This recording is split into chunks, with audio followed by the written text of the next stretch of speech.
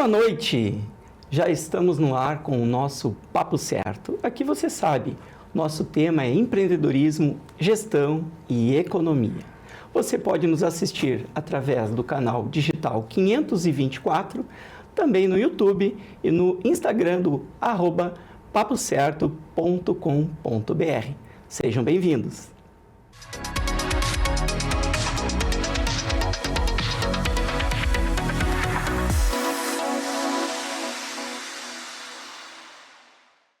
E recebemos hoje no Papo Certo a advogada Renata Gabert, que é especialista em Direito do Trabalho e assessora da direção da FGTAS. Muito boa noite, obrigado pela presença. Boa noite a todos, muito obrigada pelo convite. A FGTAS sempre se honra, né, com essas oportunidades. Muito bem, bem-vinda. Recebemos também o Dr. Felipe Zorzi, que é doutor em Ciência Política, especialista em análise estrutural e geopolítica. Muito obrigado pela presença. Boa noite, Dr. Felipe. Muito obrigado pelo convite. Vai ser um prazer debater esses temas muito importantes aqui com vocês. Obrigado. Muito bem. Então, vamos direto ao que os nossos telespectadores querem saber. Primeiro para a doutora Renata. Doutora Renata, qual é o papel da FGTAS no fomento direto de empregos no Estado? Bom, a FGTAS no fomento do emprego é amplo o trabalho da Fundação. Nós temos, então, a rede busca o empresariado para as vagas disponíveis, tá? E vai fazendo o encaminhamento dentro da necessidade que o empresário tem. Então, por exemplo, ele precisa de um profissional com um perfil de gestor ou um perfil, entende, para atendimento de pessoas com tal, né? E aí, então, abre-se as vagas e procura-se encaminham, né, as pessoas para ocupar essas vagas. O outro fomento que tem é cursos de formação para a sociedade. Então, que variam, depende da região, né? Porque o Cine é uma rede, a gente tem agências no interior do estado também.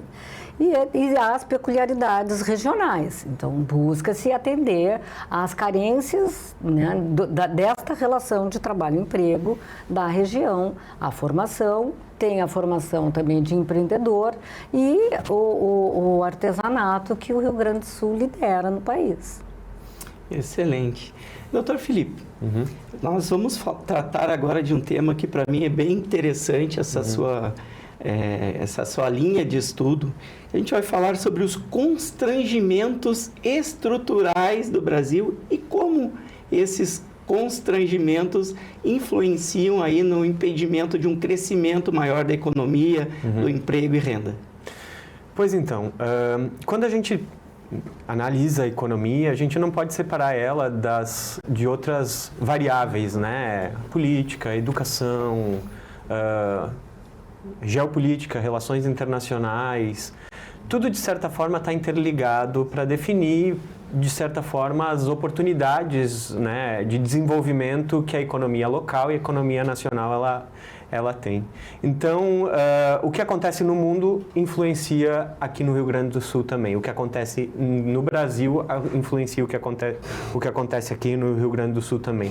Quando a gente pensa em constrangimentos estruturais sobre a economia, a gente tem que procurar analisar quais são as mudanças que estão acontecendo a nível sistêmico, internacional, nacional, que de certa forma impedem o nosso desenvolvimento, a geração de riqueza, a geração de empregos aqui no Rio Grande do Sul.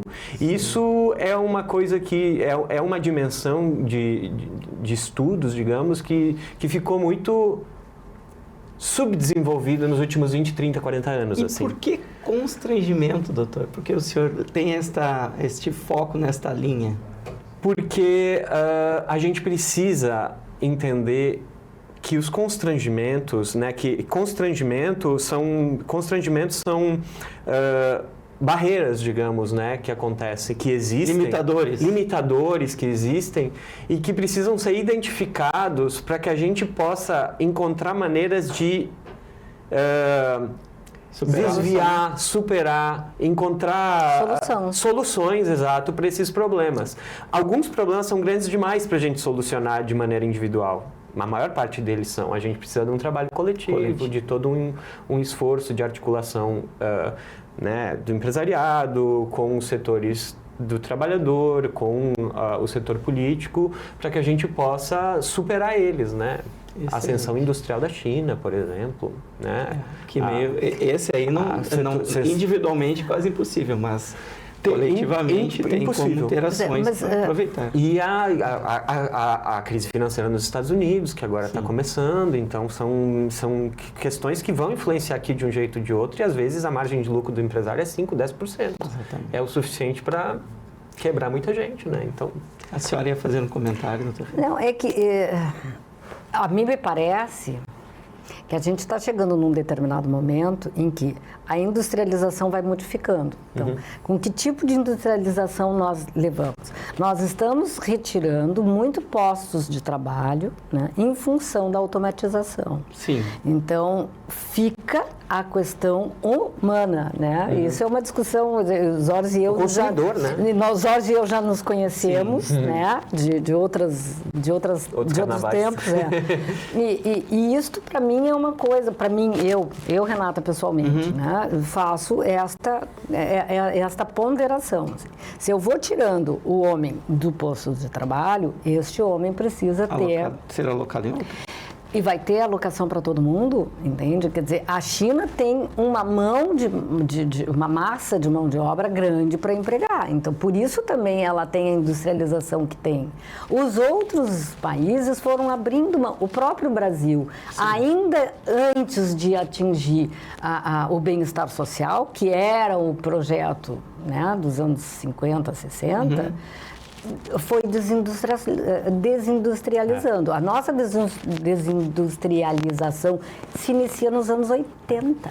Muito atrasado. Então, muito antes de nós colocarmos as pessoas num determinado patamar. Sim. E de lá para cá, nós só aumentamos as divergências econômicas. Posso dar um dado? Claro. Que eu gosto de dados, né? Na década de 80, a participação da indústria no PIB de transformação do Brasil chegou a 36%, né?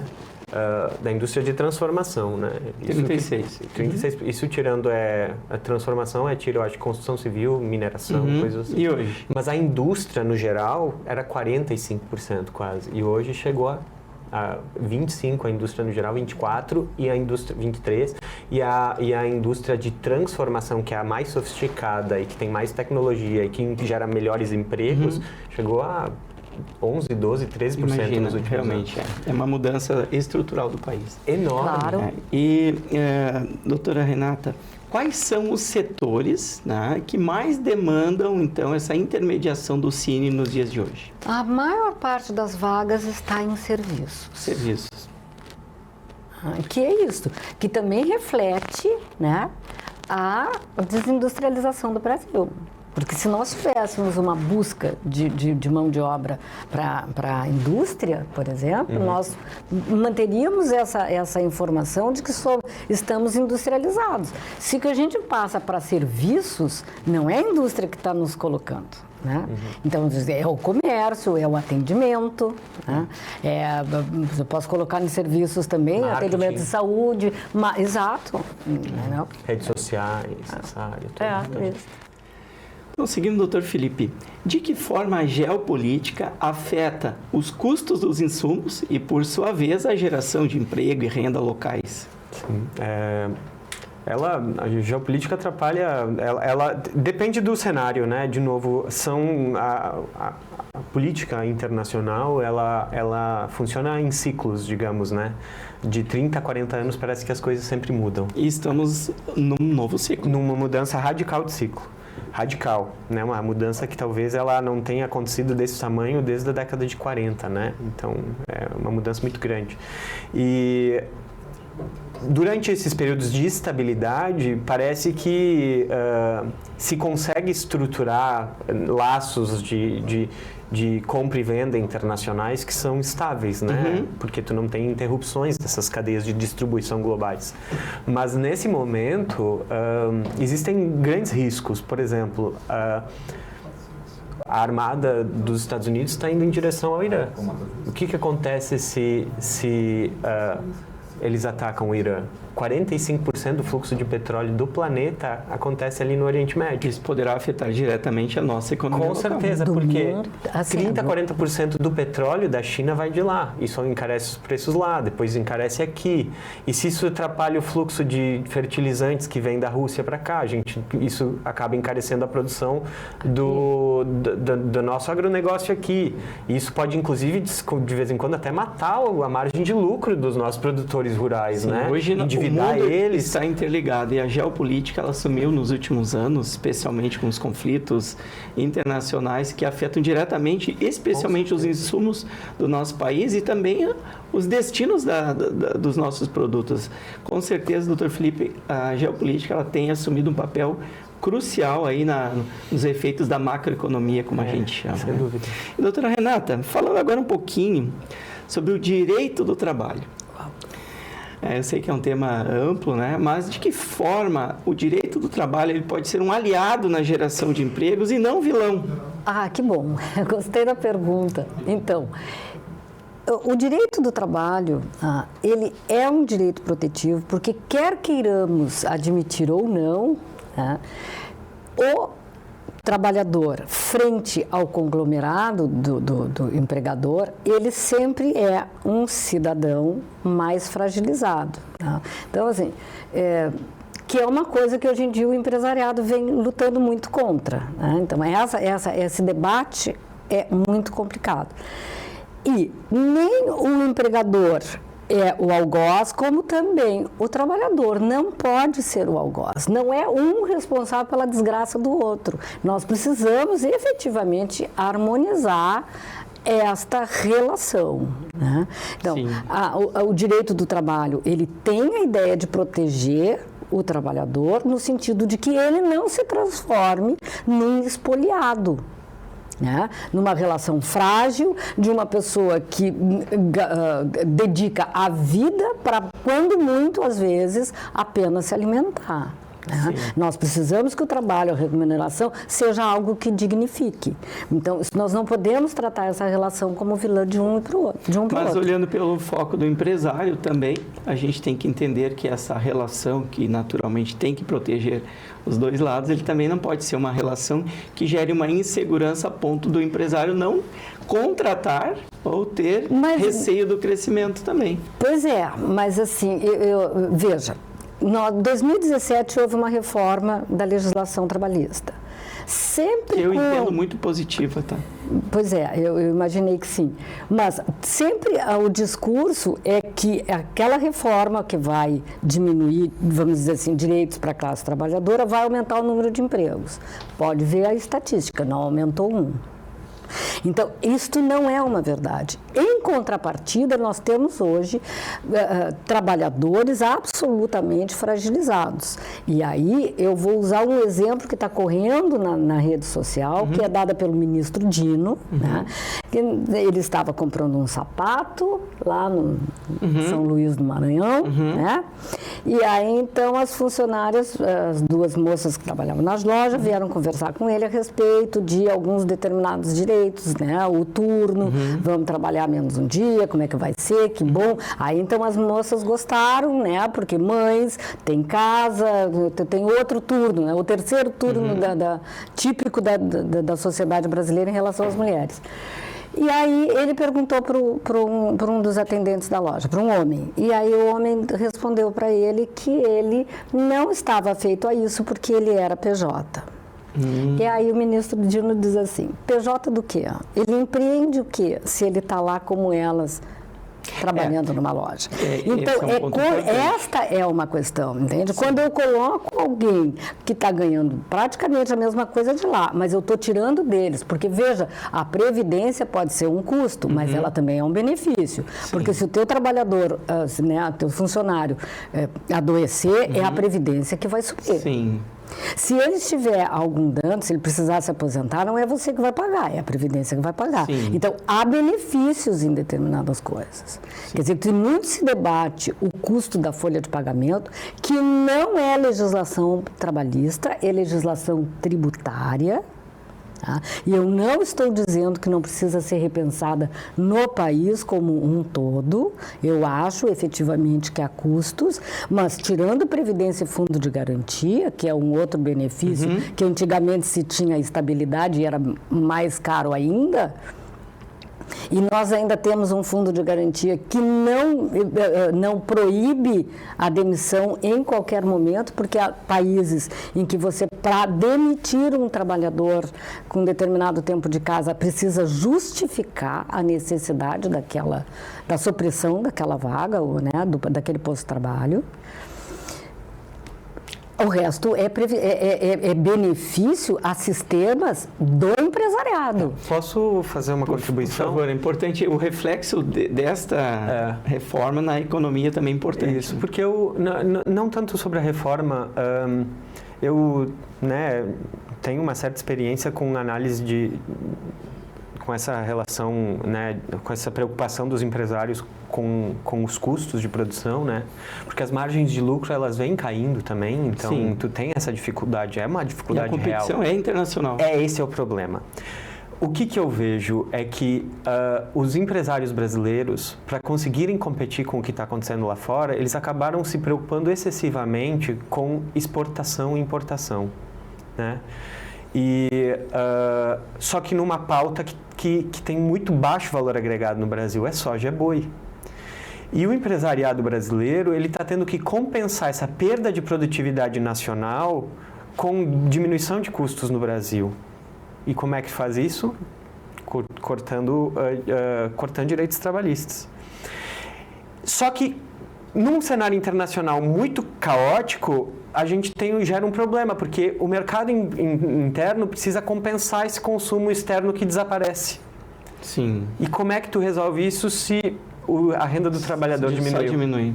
Então, tu tem uma contradição, um constrangimento do mercado na demanda também. Então, tu tem uma demanda suprimida no Brasil. É um problema macroeconômico. Como é que a gente resolve isso? Né? Na minha opinião, precisa de um novo pacto nacional para conseguir realizar esse projeto de aumento da competitividade da economia brasileira. Porque uma vez que a gente consegue aumentar a competitividade do setor produtivo como um todo, a gente consegue também aumentar a renda do consumidor brasileiro. Eu acho que esse é o grande problema. O problema é quando a gente fica nesse conflito interno, né? A gente acaba deixando de lado talvez a parte mais importante, que é a perda de competitividade da economia brasileira como um todo a nível internacional. Sim, porque, veja, nós temos um salário mínimo que vai R$ 1.600, vamos arredondar um pouquinho para baixo, que não oferece capacidade de qualquer pessoa se transformar em consumidor. Sim. É isso. Então, se nós vivemos uma sociedade de consumo e eu tiro daquele que consome exatamente a capacidade dele ser consumidor, eu estou sempre trabalhando no esgotamento. O Brasil ele vem há longos anos, aí, especialmente os constrangimentos da década de 80, que gerou uma série de problemas pela hiperinflação, especialmente. Eu vejo que de lá para cá, desde antes, mas especialmente dos anos 80, o país em si, ele tem entrado num ciclo de muita... Ciclo vicioso. Um ciclo vicioso, né? Um círculo vicioso, que a inflação, a hiperinflação é um trauma, é um constrangimento, como o Dr. Felipe muito bem trouxe, que ele baliza ações e decisões da macroeconomia brasileira. E essa necessidade de conter, frear, não correr riscos inflacionários, faz com que medidas como a própria taxa de juros Selic gigantesca que nós vivemos, e os nossos políticos, economistas traumatizados, estão sempre muito preocupados em conter essa inflação e o reflexo disso, taxa de juros altos, o empresariado retrai investimentos que poderia fazer ao invés de investir no mercado financeiro. Com frequência endividado, o empresariado se também. endivida, e isso impede e atrapalha, né, de certa forma, o crescimento e emprego e renda. Então, a gente vive muitos traumas oriundos da hiperinflação dos anos 80. Vamos dizer assim, é uma espiral que está nos colocando para baixo, né? Ela não está ascendendo. E eu tenho lido, pelo menos desde novembro, que vários setores empresariais contra a taxa de juros, porque eles também precisam de empréstimos, né? Porque a industrialização precisa de fomento. Então, esse giro de dinheiro, eu não sou economista, mas, né, conversamos muito proximamente, a gente aprende com os colegas. Então, é preciso. Né? Então, é necessário. E tem uma outra questão de fundo. A taxa de juros beneficia o que a gente chama no Brasil equivocadamente de investimento, que na verdade não é investimento, né? Nós temos uma sociedade rentista. Rendimentos financeiros. Exatamente. Então, assim, quem faz aplicação é aquele que tem algum tipo de sobra. O trabalhador não tem sobra. Veja, mais de 70% da nossa população ganha até 3 salários mínimos. É algo em torno de R$4.000. Não, mas tem 50%, 60% menos de 2. É mais... Mas é isso, nós só concentramos. É isso que eu quero dizer. Porque tu recebe R$4.000, tu precisa morar, comer e andar, né? É ali, é justo. Vai aplicar na boa. A pessoa não tem nem condições de pensar se ela vai, entende? Nós não temos essa cultura financeira. Isso é um outro problema no nosso Brasil. Vamos falar sobre a questão da taxa de juros, porque para mim eu acho que ela é o problema mais central de todos. Existe uma questão, quando a gente faz uma análise, né, sistêmica, a gente tem que fazer um diagnóstico para poder fazer um prognóstico. Como a gente vai num médico, a gente vai com um problema de saúde, vai ter um diagnóstico de qual é o problema e um prognóstico, qual vai ser o tratamento que a gente precisa fazer para curar esse doente, né? E existe um problema muito sério na economia brasileira, ou na análise econômica brasileira, que vem desse trauma da década de 80, me parece, que é um diagnóstico errado do problema da inflação e, portanto, com um prognóstico errado também. Claro. Qual é o problema de diagnóstico? É que a inflação brasileira é por excesso de demanda. E controla o excesso de demanda com juros altos. Daí tu constrange o consumo. Mas, na realidade, para um país que está se desindustrializando, perdendo produção e tendo que comprar coisas de fora, e coisas de fora não são mensuradas em real, mas sim em dólar, isso faz com que a inflação no Brasil nem sempre seja de demanda, com frequência ela é de oferta, por causa das mudanças no câmbio e de outras e insumos e problemas de distribuição nas cadeias logísticas internacionais e tal. E tu não resolve esse problema da inflação brasileira sem produzir no Brasil para poder ancorar no real a produção brasileira. Excelente. E todos os custos da produção brasileira. Muito clara a sua explicação, doutor Felipe. Eu concordo quase 100% com a sua opinião, que nem sempre o problema inflacionário é por demanda. Tu não resolve esse problema com juros. E sim por uma inflação de custos na produção, e não inflação por demanda. E muito provavelmente, supondo, né, fantasiando eu aqui no meu parco conhecimento de economia, se eu passo juro e propicio com que as pessoas possam empreender, eu estou aumentando a capacidade produtiva, propiciando que as pessoas possam consumir também. A gente tem o chamado multiplicador da renda, que é um termo bem da economia, o multiplicador da renda, que tem a ver com os investimentos realizados. R$1 investido, ele tem um efeito de multiplicar na economia muitos outros. Exato. Então, enquanto se impede este investimento direto no desenvolvimento, está se tolhindo esta multiplicação da economia. A senhora está certa, a gente chama de multiplicador. Né? Mas o nosso programa está muito bom, indo para uma mescla aqui entre economia e geração de emprego e renda, que eu acho excelente. Mas, doutor Felipe, diga para nós o que você chama de constrangimentos estruturais e qual é o seu impacto no desenvolvimento econômico do país. Pois então, os constrangimentos estruturais são essas variáveis macroeconômicas, né, e geopolíticas que impedem o desenvolvimento, né? A gente tem como identificar várias delas, né? A mudança tecnológica, as disputas de poder por recursos naturais e tal. E do ponto de vista econômico, taxa de juros, né? Taxa de câmbio e a maneira como a gente lida com essas variáveis, né, com essas dimensões, vai dizer se a gente vai conseguir se desenvolver ou não, porque a gente precisa fomentar o desenvolvimento econômico nacional. E uma vez que a gente tem um diagnóstico, a gente consegue utilizar as coisas que estão sob controle do poder político nacional para conseguir influenciar o nosso setor produtivo a se desenvolver.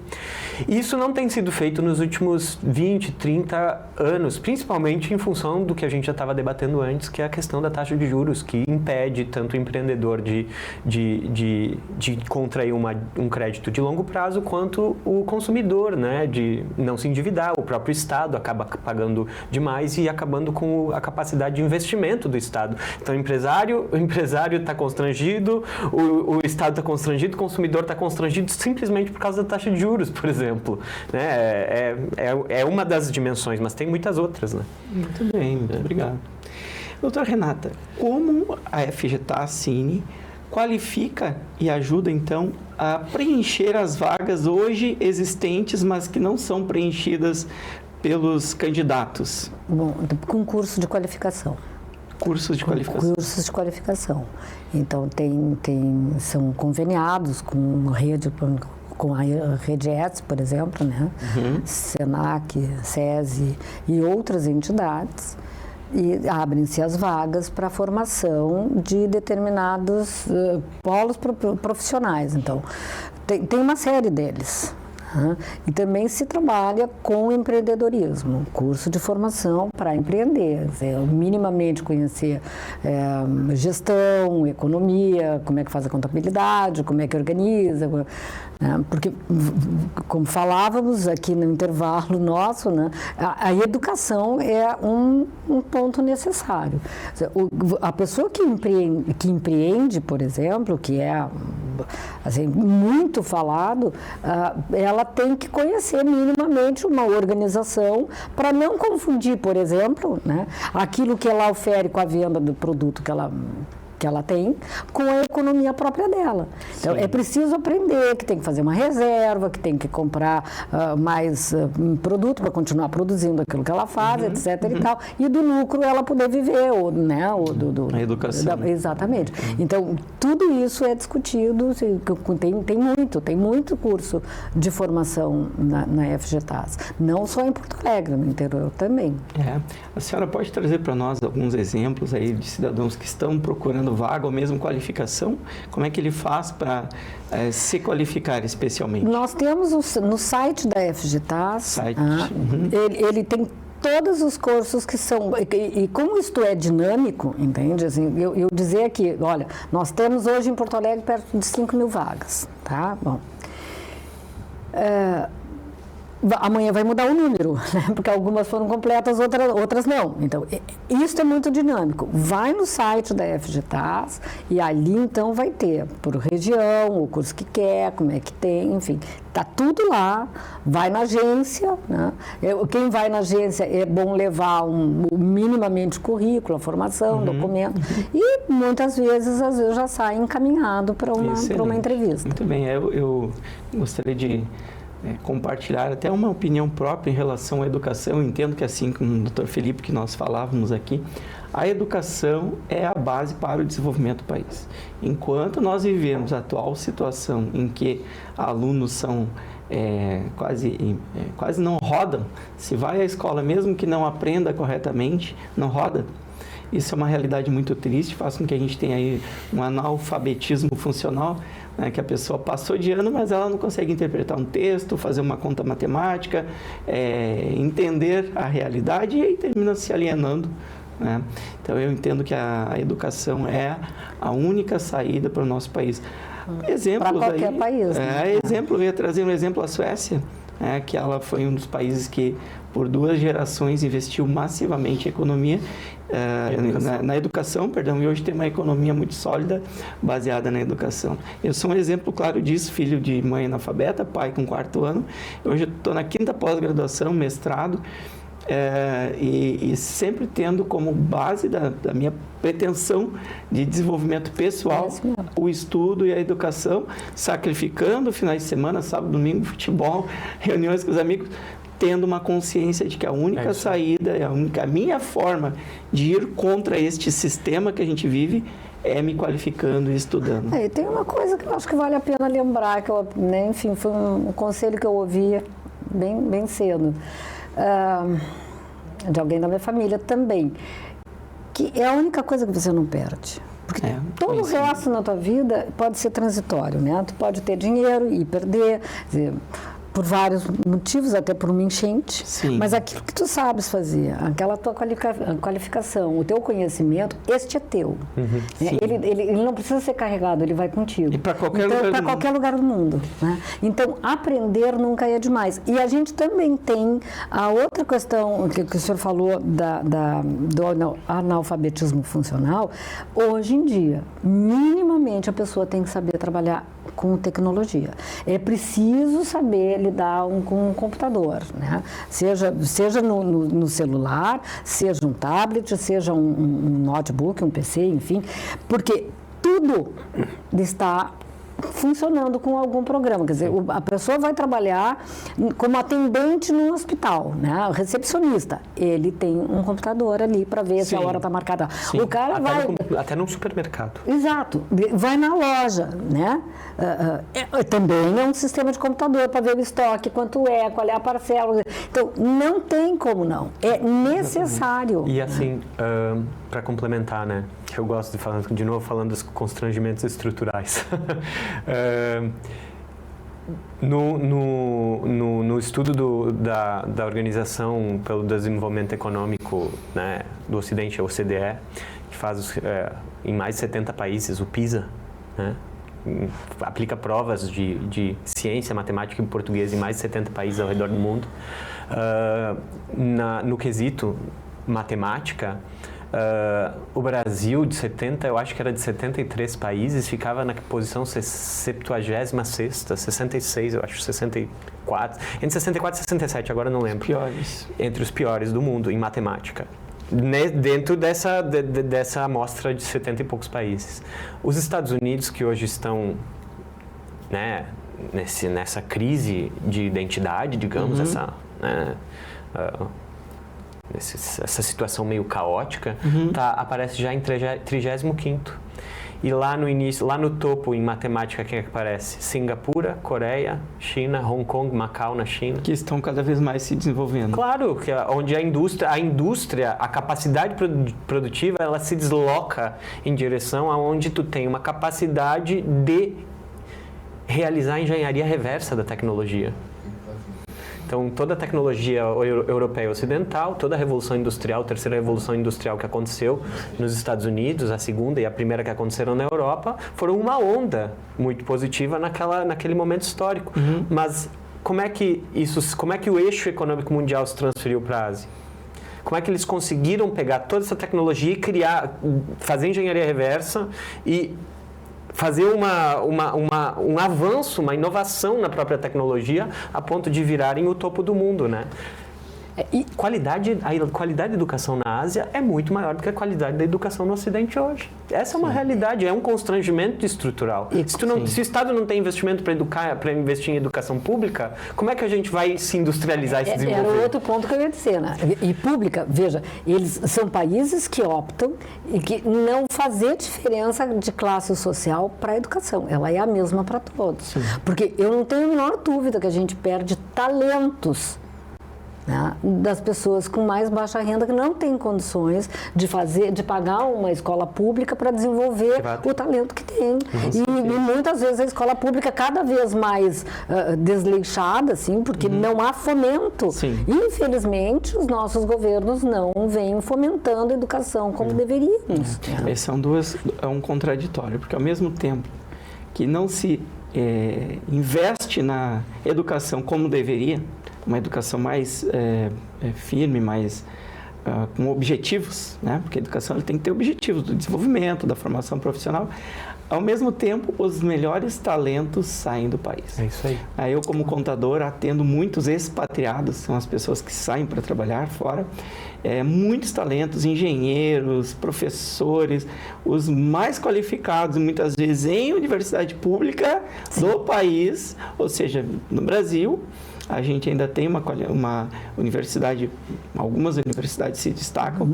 Os melhores saem do Brasil para pesquisa lá fora, né? Então a gente tem um contraditório.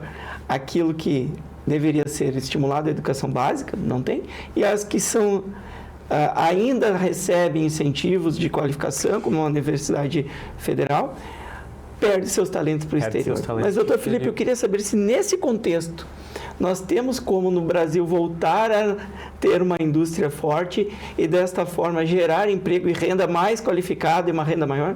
Olha, eu tenho estudado muito isso, né? Eu já trabalhei com inteligência, com análise de inteligência estratégica para a indústria. E é um desafio que os empresários não sabem resolver, que a política não sabe resolver, que os acadêmicos ainda não sabem resolver. Porque o grande desafio, e falo isso para todo mundo porque parece que é uma coisa que ninguém fala. O grande desafio é que a gente no Brasil tem que fazer melhor que a China.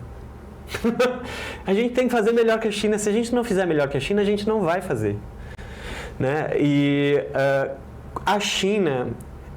As pessoas não estudaram, porque a gente ficou muito tempo prestando atenção nos acadêmicos norte-americanos, que hoje estão com uma educação em 35º lugar do planeta, e esqueceu de prestar atenção no que estava acontecendo na China.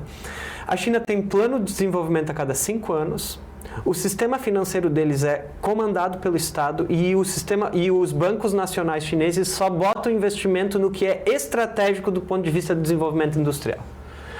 A Evergrande quebrou em 2024, a maior construtora do planeta quebrou, incorporador, na China. E o Estado chinês, 4 anos antes, tinha parado de investir em construção civil e colocado todo o dinheiro em manufatura avançada. Mandou os bancos, disse assim, os bancos a partir de agora vão tirar dinheiro da construção civil e botar dinheiro na manufatura avançada. E o que aconteceu? A BYD dominou o mundo no mercado de carros elétricos. A gente vê o Brasil precisa fazer esse debate, porque os empresários têm que se articular para isso, têm que se articular com a política e, o mais importante, a política tem que pensar sobre isso. E hoje não se pensa, a nossa política está muito rebaixada nesse debate. Tem que aprender a fazer política industrial. Mas nós precisamos mudar uma cultura muito típica brasileira de ter esta separação. Enquanto a gente tiver no âmago essa separação de classes, como a gente tem, assim, que a gente faz de conta que não existe, nós não vamos avançar, Zorzi. Me provem que eu estou equivocada nisso, entende? Porque se eu acho que é preciso manter uma diferença, né, entre uma classe média e entre uma classe menos abastada, entre ricos e etc. e tal, eu sempre terei privilegiados. E a gente já só vai avançar na hora que esse excesso de privilégios na mãos de alguns, não digo deixar de existir, porque as diferenças entre as pessoas sempre vão existir. Sempre tem alguém com mais talento para alguma coisa do que para outra. Mas pelo menos elas precisam ser muito diminuídas. Sim. Elas precisam ser trabalhadas, porque senão nós não vamos não vamos sair desse lugar. Eu acho que a melhor maneira de pensar é que um país rico é um país com uma grande classe média. É isso. Um país rico é um país com uma grande classe média. Então, um país com uma grande classe média é um país com um grande mercado consumidor. Né? É isso. A gente precisa gerar esses empregos. Esse é o grande desafio. E a industrialização, ela é o que pode gerar esses empregos, né? Olha toda a demanda reprimida. A gente não tem metrô no Rio Grande do Sul, em Porto Alegre. A gente não tem o sistema ferroviário para escoar a produção agrícola brasileira. A gente não tem hidrovias. A gente tem um problema infraestrutural que o empresariado não vai resolver, que é o Estado que vai ter que fazer esse tipo de investimento, porque é um investimento de longo prazo que não vai dar lucro para compensar a taxa de juros que se paga para o empréstimo. Então, como é que tu faz isso? Precisa fazer esse investimento. Só que isso demanda todo um esforço político nacional para conseguir criar essa nova coalizão que vai botar um projeto em desenvolvimento no país. Um projeto, né? Nós transportamos a soja produzida para o porto, né? Que é, afinal de contas, o nosso agropop, em caminhão. Pô, como não ter, né, quer dizer, a ferrovia? Né? Se terminou o Brasil é riquíssimo em hidrovias. O nosso porto está parado desde pouco, né? E tem a Marco Polo, tem a Randon aqui no Rio Grande do Sul, por exemplo, ali em Caxias, que poderiam tranquilamente, com o investimento correto em um acordo nacional, começar a fazer, e com o suporte da URGS aqui em Porto Alegre, da UX lá em Caxias. A URGS está indo para a Serra Gaúcha. Gente, pelo amor de Deus, a URGS na Serra Gaúcha. Tem todo esse parque industrial lá. Né? Vamos juntar a capacidade técnica da universidade com a capacidade produtiva da indústria e fazer uma indústria de ferrovia no Rio Grande do Sul, de trens no Rio Grande do Sul, gente, pelo amor de Deus. Onde é que está a criatividade para isso? Eu digo, né, tu tem a capacidade para isso, do ponto de vista intelectual e produtivo. Nossa conversa está muito boa e esse debate da economia voltada com a educação e qualificação profissional, ela realmente vai muito longe. Doutora Renata, o Programa Gaúcho de Artesanato, né, que ajuda aí a geração de renda nas localidades mais afastadas, como ele funciona? Como ele funciona? E o que ele afeta, né, as populações locais especialmente? Ele afeta muito, assim. Nós somos, o Brasil o Rio Grande do Sul é a unidade da federação que tem o maior número de artesãos registrados, né, com a carteira nacional, com a carteira estadual, com a carteira nacional. Esta habilitação, né, permite que este produtor, então, forneça uma nota fiscal, né, e há todo um fomento para a educação, para o desenvolvimento. A FGTAS tem cursos de artesanato, tem aqui em Porto Alegre, tem no interior. Nem toda a agência FGTAS Cine tem um espaço de artesanato, mas boa parte tem também. E é todo um fomento, né? Toda esta produção individual, em particular, ela é artesanato, quer dizer, nem tudo que se produz é artesanato, né? Então, a primeira coisa que tem que fazer é saber se aquela atividade que a pessoa desempenha é artesanato. Eu acho uma excelente forma. E aí, então, e dentro disso também se desenvolve o empreendedorismo do artesão. Temos feiras que são grandes. Esse ano, agora, a FGTAS pretende, então, participar de outras feiras nacionais, grandes também.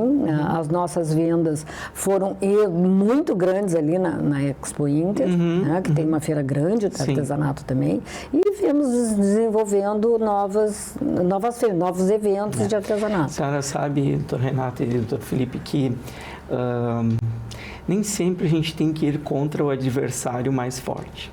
É uma opinião muito pessoal. A China hoje é o adversário mais forte, globalmente falando, na questão industrial.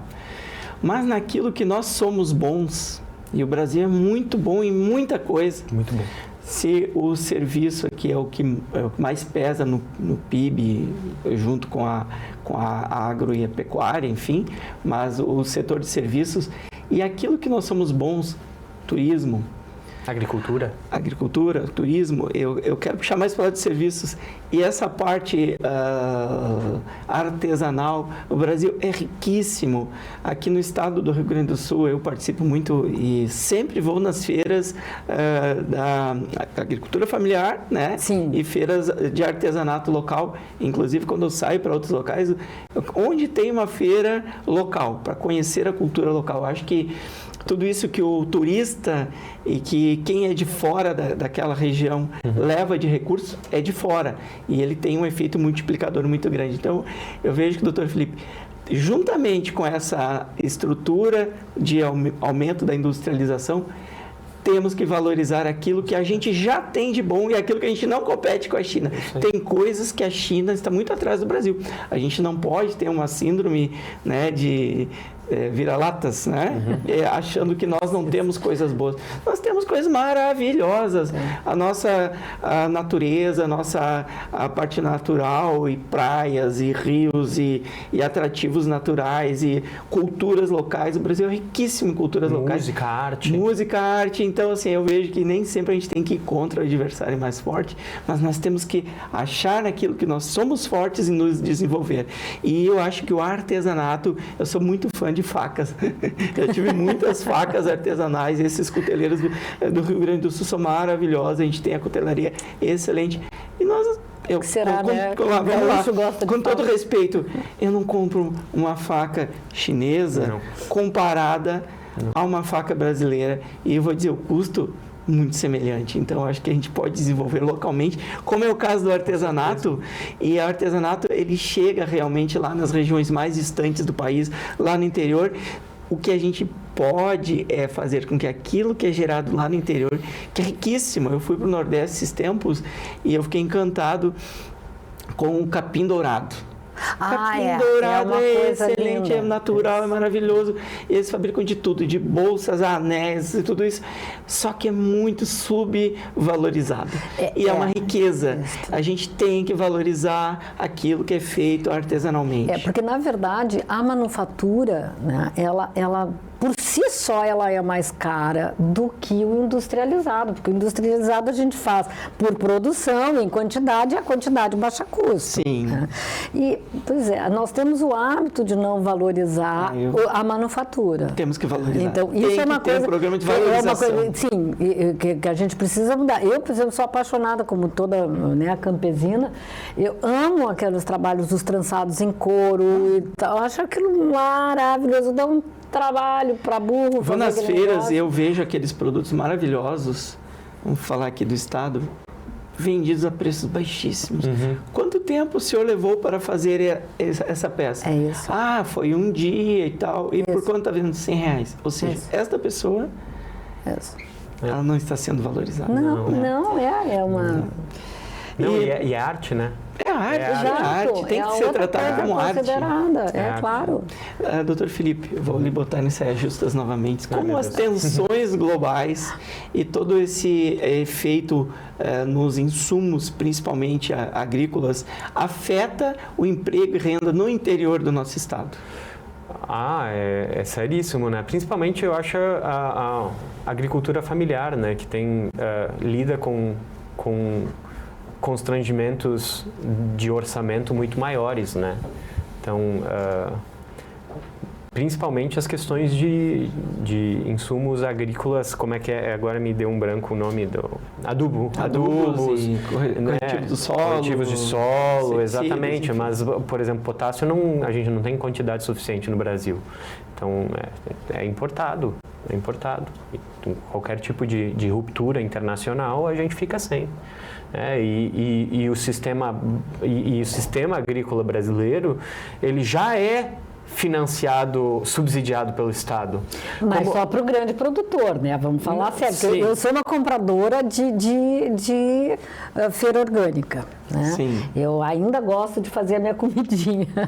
Sim. Né? Então, eu às vezes pergunto para o pessoal porque, né? Eu compro direto do produtor, na feira orgânica, mas direto do produtor. E aí, então, assim, é difícil, porque para eles determinadas coisas são caras. Então, nós temos essa prática também bastante voltada para o grande produtor. E quem alimenta a sociedade é a economia familiar. Sim. É o pequeno produtor, que é ele que faz o sazonal, né? Que é ele que planta ali. Mas ele tem um impacto, infelizmente, muito pequeno na economia do país. E por isso que... Mas ele alimenta a cidade, gente. Eu posso, assim, a gente, para manter o câmbio alto no Brasil, para manter o câmbio equilibrado e a inflação baixa no Brasil, a gente precisa de um superávit, né? A gente precisa exportar mais do que importa, porque a gente precisa de dólares aqui para a gente não ter essa desvalorização do real excessiva que causa a inflação. O que acontece no Brasil é que, em função da desindustrialização, no final da década de 80, 60% da nossa exportação era industrial. Né? A gente chegou a ter uma pauta maior de exportação industrial do que de produtos agrícolas e de pecuária. E hoje não, inverteu completamente. Sim. E para manter esse superávit comercial, a gente precisa do quê? De exportação de minério de ferro, gado, soja. E isso só acontece como? Isso só acontece com um plano safra subsidiado para grandes produtores. E o problema é o quê? É que outros setores não conseguem esse financiamento. E tanto a indústria quanto a agricultura familiar. E em qualquer tipo de ruptura, tanto de questões de logística internacional, tanto a agricultura familiar quanto a indústria sofrem, mas mesmo esses grandes produtores rurais que tomam grandes empréstimos no plano safra, acabam também, às vezes, tendo uma ruptura, porque qualquer problema de clima acaba com essa produção. Obrigado, doutor Felipe. Nós estamos nos encaminhando para o final do nosso programa, passa muito rápido, mas eu gostaria, doutora Renata, de lhe perguntar, acho que a sua última resposta aqui, quais as perspectivas para o ano de 2026 em relação ao aumento ou redução, né, do trabalho aqui no estado do Rio Grande do Sul? Bom, nós temos, que depende muito de conjunturas que também são internacionais, né? O mercado faz esses ajustes. Então, neste momento, nós temos o fomento de vagas pelo sazonal, né? Então, nós produzimos a colheita da uva, a maçãs, então, nós temos um pico, depois nós vamos ter uma outra queda, depois vem, né? E aí, conforme vai ajustando. Mas o Rio Grande do Sul vem aumentando postos, né? Porque os jornais noticiaram que nós tivemos um aumento de empresas, enfim, e isso significa também vagas novas.